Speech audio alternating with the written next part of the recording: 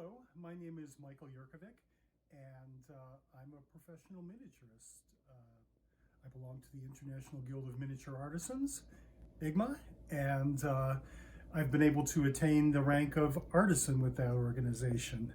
Welcome to my home studio. I live and work out of the same space, and I found that to be a really great arrangement for me over the years. I can roll out of bed, have a cup of coffee, and get right to it.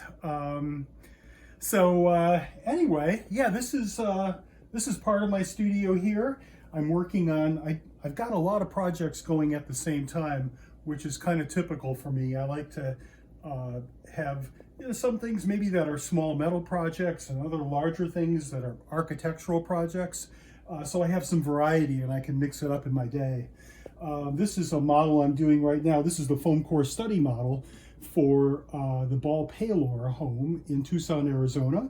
I was commissioned to do this piece by the Mini Time Machine Museum in Tucson. And so yeah, this is a cardboard study. This will be the actual size of the model, but I'm going ahead and just working off the blueprints and creating sort of a first sketch of the miniature. And this helps me just verify some of the angles and proportions of the design. And also this piece will have a removable roof, so it's helping me to go ahead and figure out how I'm going to do that. Maybe that roof will hinge up, maybe that roof will come up straight up. But this helps me go ahead and work out some of those details as I'm progressing through this model. Well, the way I work, it's usually kind of organic. I know pretty much where I want to be, but the road there can take some unexpected turns. So, but this helps me go ahead and work through a major project and make some discoveries along the way. And I've got reference material up here, blueprints, color palette, things that will help me go ahead and create an exact replica of this house in 1/2" scale. This is where I sit and do a lot of my work during the day. And here at my main work table, you can see I'm surrounded by a lot of tools, materials that I use on a daily basis. So I've got all kinds of things here in these organizational cabinets. And then I've got, as well as behind me, all types of metal, plastic, other sheet metals here. I've got paints and supplies in here, pencils, pastels, and then some more space for specific part storage. And then pull out like this pull-out container here where I store a lot of my pliers and cutting tools. And this way, I've got the things that I use the most right in my immediate work area, and that's terrific. I try to be organized so that I don't spend a whole lot of time looking for tools, because that can eat up hours. Right now, I've got this is some of the stuff that I'm sort of known for. Some of my mid-century modern miniatures. This is a little Eames rocker here. And this is everything's custom made. I make everything from scratch, really. There's nothing available off the shelf. So I'm vacuum forming the thin plastic shell, making up the base all out of fine brass wire, and using hardwood for the runners in the case of this rocker. This Eames molded plywood screen was an actual Herman Miller design. And just like the original, I mold my own plywood, and you can see this is really kind of cool because it's the same shape repeated, but just flipped over to get this lovely wave type pattern. And it's hinged just like the real one, with a real thin piece of fabric in between the layers of molded plywood so that it can be posed. This is in working with metals, which I'm doing more lately and I'm really enjoying. This is the beginnings of one of my little Hemingway replica typewriters. So this started out as a flat piece of brass, and I cut the shape out and then bent it around a wooden form, which gave me the basic shape of the main chassis of the typewriter. Then I took some other real thin brass and put this was started out as a flat sheet. I cut the shape in there and then placed this over a wooden mandrel as well, and took some of my metalworking hammers and slowly peened the brass to go ahead and curve it and shape it. And this will eventually, when it's finished up, this will be the top of the typewriter. I also I like making aluminum folding chairs in the chaise lounge. They're all made out of real aluminum, just like the real thing, and jointed just like the real product. These are great for outdoor dioramas.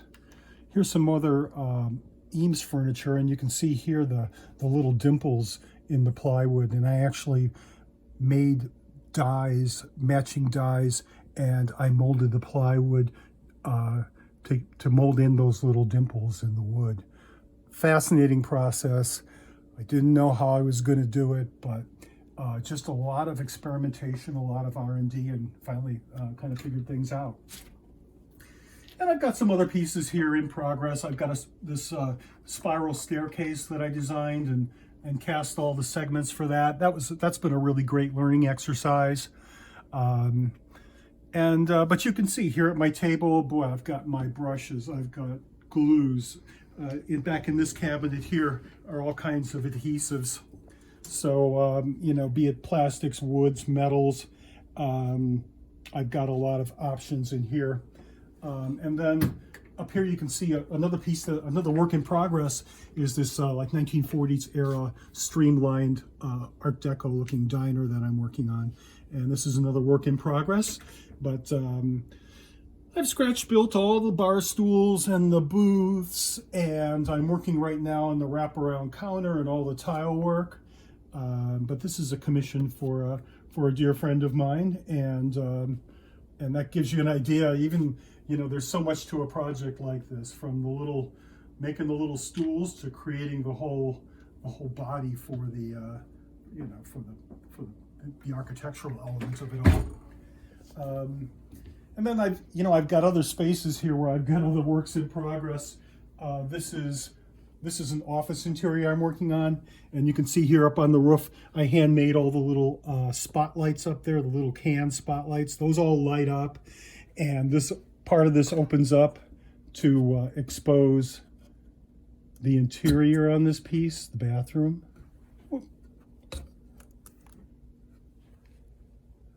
All custom-made wallpapers and all natural brickwork along the facade. So then I'd like to take you back into my shop area. And back here, I've got a lot of the machines that I use on a daily basis for all types of woodworking, metalworking, plastic working operations. You can see here up on things are compact here. This is my table saw. It's sitting up on a shelf, but I can just pull it down and use it. I've got my scroll saw and some other tools here. My band saw, which, used for cutting all types of woods and plastics. And this way too, as you can see, these are some of the machines that I use most commonly: my sander, my milling machine, my drill press. And then there's a row of machines down here on the lower level too. But this way I can keep the machines out, and I can always encourage myself to use the right tool for the right job, not cut corners, and really do it the right way the first time. And then here's another machine I use pretty often. It's my lathe. I use this for all types of work. This is how I created those bar stools you saw in the other room.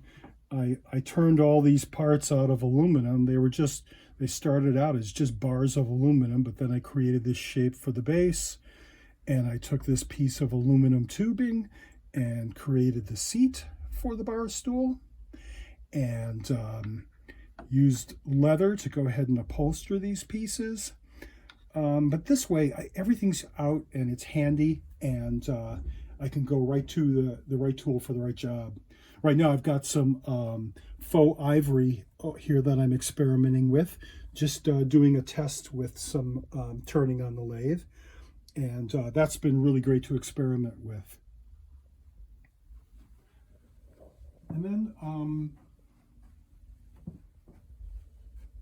back in this room, converted bathroom, this is where I house a lot of my molding and casting materials. And I also have my my latest 3D printer here as well. And I'm going to just show you this a little bit.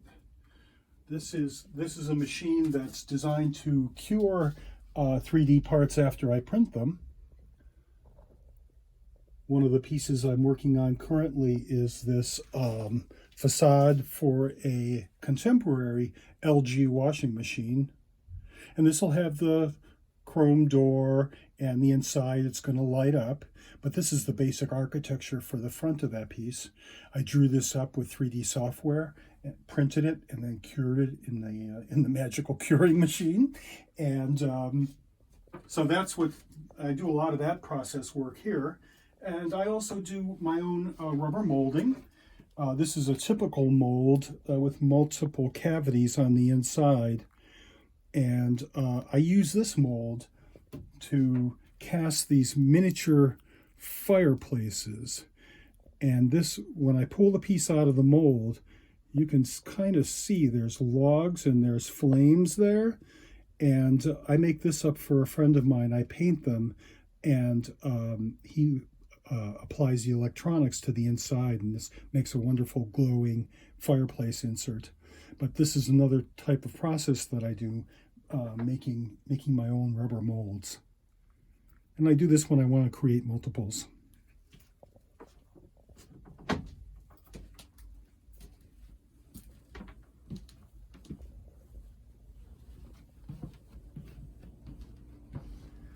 So, you know, as you can see, I work in all kinds of materials.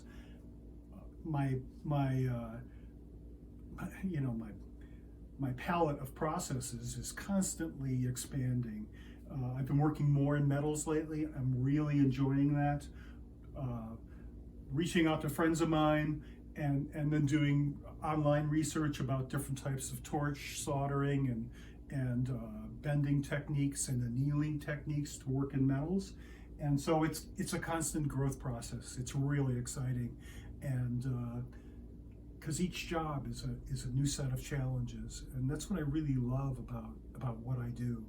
I'm never doing the same thing twice, and I find that really gratifying. So I hope this gives you a little bit of an insight into what I do and who I am, and I look forward to working with you sometime, and maybe you can take one of my classes, or maybe we'll be in class together someplace, or maybe I'll see you at one of the shows around the country. So until then.